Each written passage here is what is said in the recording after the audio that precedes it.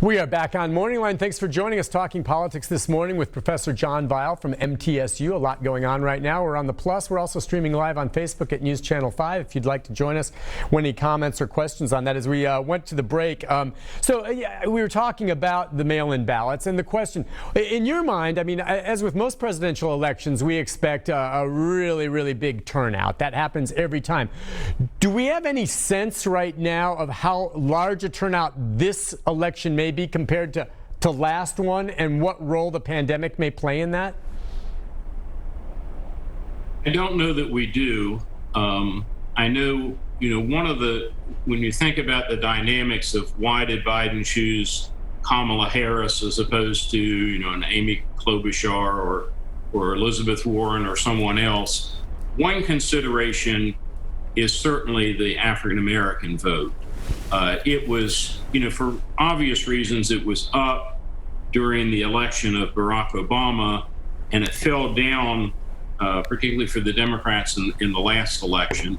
And I think one of the reasons that she has been chosen is, to get more enthusiasm and to get more turnout among that particular group. Okay, so, and that makes sense to me. I mean, they had to do an awful lot of vetting, as any candidate does in choosing their vice presidential candidate to go with them, correct? And there were other qualified folks as well. But there's no question the fact that she could appeal to a certain segment of the voting public is something that, really helped her out, don't you think? She's also fairly feisty. And, I think, looking back over the last couple nights of the convention, in my mind, the two most interesting and probably effective speeches were the one by Michelle Obama, which was, very, very sort of almost attack dog mode, and then the much softer, but I think also very effective presentation last night by Jill Biden. And I think particularly, the fact that she's speaking as a teacher, who's had to confront some of the issues related to coronavirus, and also was able to relate, what you're seeing is an attempt, and it seems genuine, to portray Biden. It's a little like the election of which one would it be? Right, 1980, where you had Nixon, of course, then you could have, or 76, I guess it is. Basically, you're coming out of the Nixon years, and although Ford has been president for a little bit, you get somebody who says, "I'm not going to lie to you again," Jimmy Carter. And you a lot of what you're seeing here, some of it is policy, but a lot of it is trying to draw a distinction between someone who seems, very aggressive, very, putting other people down, and someone who comes across more as, here's a man of sorrows might be too big, too hard a comparison here, but here's a man who's been through grief, kept his family together, and is an all-around decent guy. I'm looking on Facebook, and we should answer this for them. Some folks are saying, the president made the request for an absentee ballot as opposed to a mail-in ballot. Do you want to talk a little bit about the differences there, if you perceive that to be a significant difference? Well, that's fair. I'm glad somebody corrected me on that. An absentee ballot is, a mail-in ballot is by someone who, is living at home, plans to be there on the voting day, but is, either wants to get it in early or is fearful of COVID or whatever. Whereas your absentee ballot, and actually the first ballot that I ever cast, I was in college at the time, and I got a ballot because I wasn't going to be home at the time at the day of the election. So Trump's official home, I guess the home that he claims, the state that he claims now, is Florida. He'll presumably be in Washington, D.C. at the day of the election. So there is a bit of a difference, but not much. I mean, both of them are ballots that you're going to be sending through the mail. So that was a distinction I was trying to make. No, I understand. And I understood that as well. And some are bringing that up. So some are saying, well, there is a difference. Yes, there is a difference in terms of what and why you choose to pursue that type of ballot. But if the issue here that some people are debating is whether or not there's fraud involved with it being mailed, it's the same thing. So it's kind of a moot point, right? I mean, it's a head scratcher for me. But I'm glad we clarified that. And, I like getting it right. yeah, exactly. No, we should get that right. And the people who messaged that is correct. It's just if there's an issue with the mail, there's going to be an issue with the mail, whether it's a mail-in ballot or an absentee ballot, because they're all going by mail. All right, let's go and take a phone call or two. We'll go to Joe. Joe, good morning. Hi, Joe. Good morning, Nick. Hey, what's on your mind? Just a couple thoughts with the professor there. If he could name me one thing that Trump's done since he's been in office.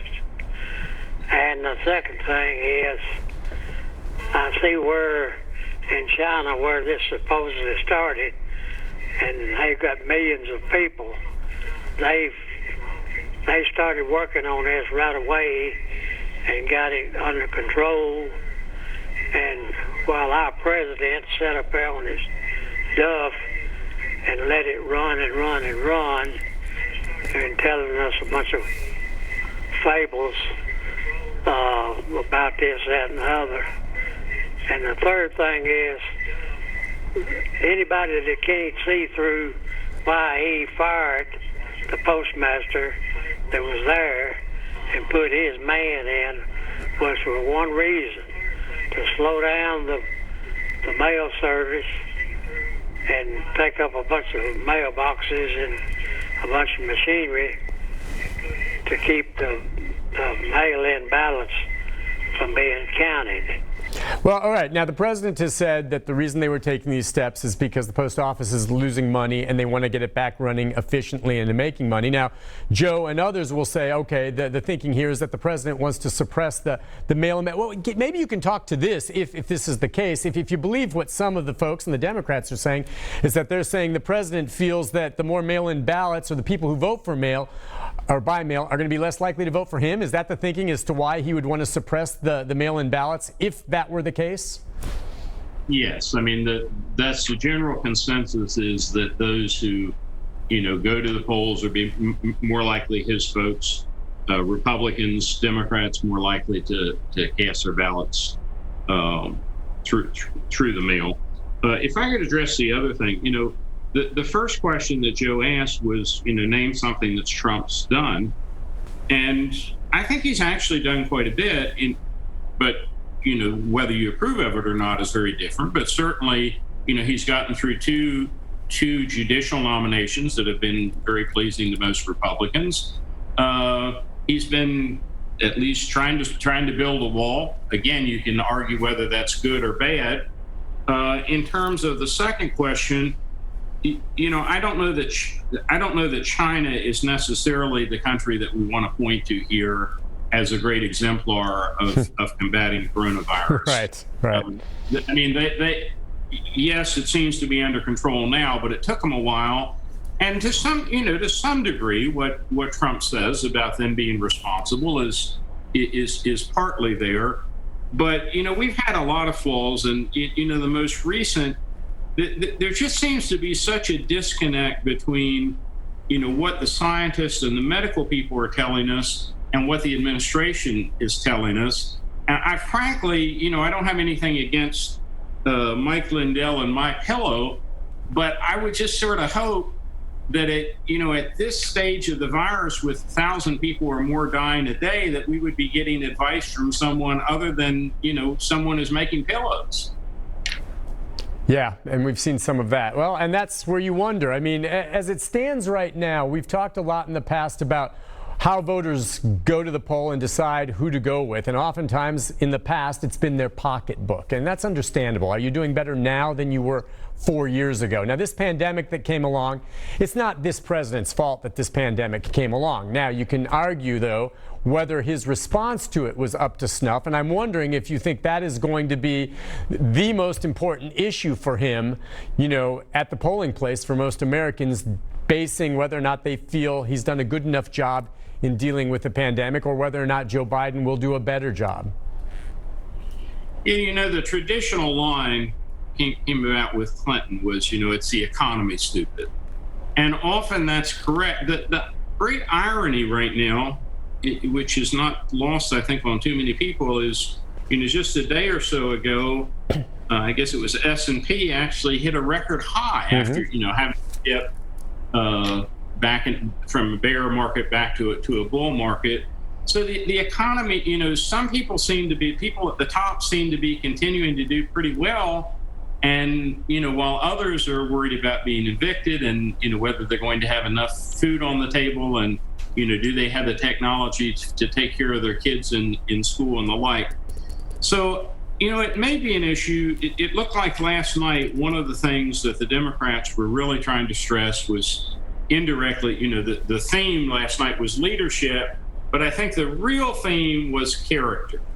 They're trying to portray Biden as someone who's empathetic, and that's not a quality, frankly, that a current president seems to have had very much of. So certainly that's going to be a component of it. Let's take another phone call. We've got one from Ron. Hi, Ron. Are you there, Ron? Yeah. Go ahead. I wanted to ask his opinion on why not have virtual voting, like your appearing this morning on television before Nick there.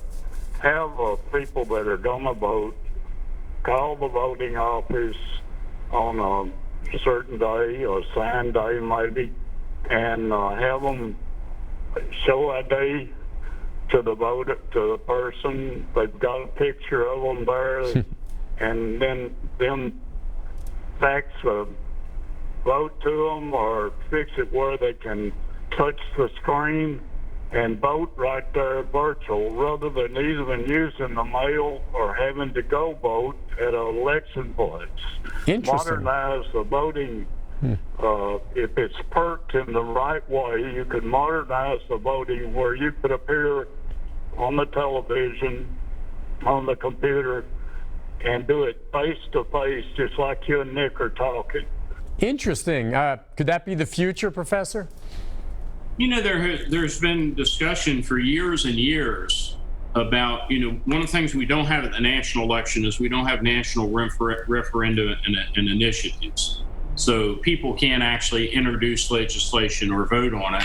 And there has been discussion for years about having a button on your television or, maybe your computer where you would be able to cast a vote individually.